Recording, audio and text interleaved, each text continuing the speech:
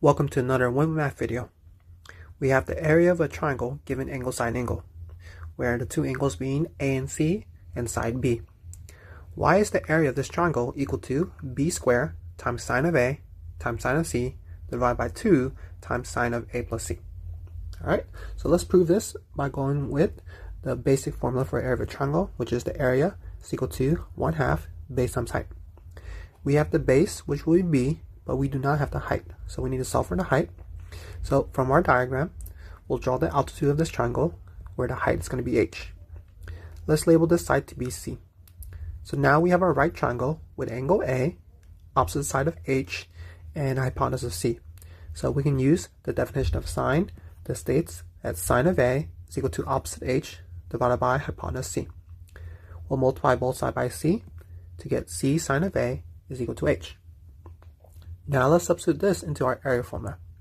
So our area is going to equal to 1/2 times the base times the height h, which happened to be C sine of A.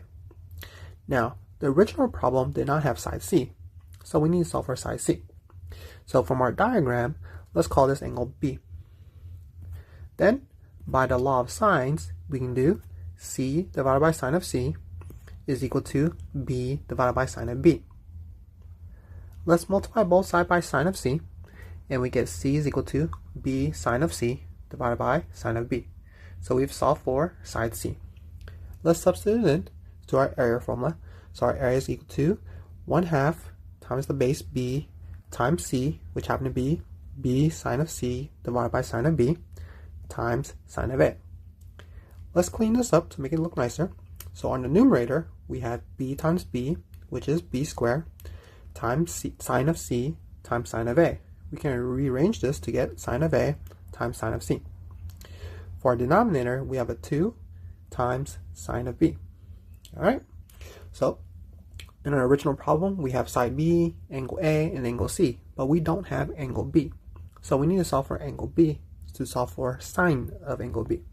So what we know, since we have a triangle, then all three angles, A, B, and C, must all add up to 180 degrees.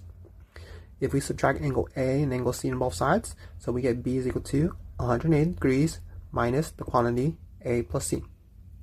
What this means is that if we do sine of B, it should be equal to sine of 180 degrees minus the quantity A plus C. Alright, now we'll simplify the right side and notice that this is a sine difference formula, which will state sine of the first angle, which is 180 degrees, times cosine of the second angle, which is A plus C, minus cosine of the first angle, which is 180 degrees, times sine of the second angle, which is A plus C. Now let's simplify this. We know that sine of 180 degrees is 0, and we know cosine of 180 degrees is -1. Then 0 times cosine of A plus C is just going to be 0, and then we have a negative times -1, which will be +1. So we simplify this would be sine of A plus C. So sine of B is equal to sine of A plus C. So now we'll substitute back into our area formula, and we'll substitute sine of B for sine of A plus C.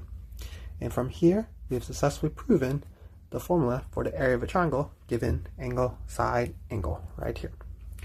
If this video helped, give it a like, subscribe for more, click on the video on screen to keep learning. Thank you.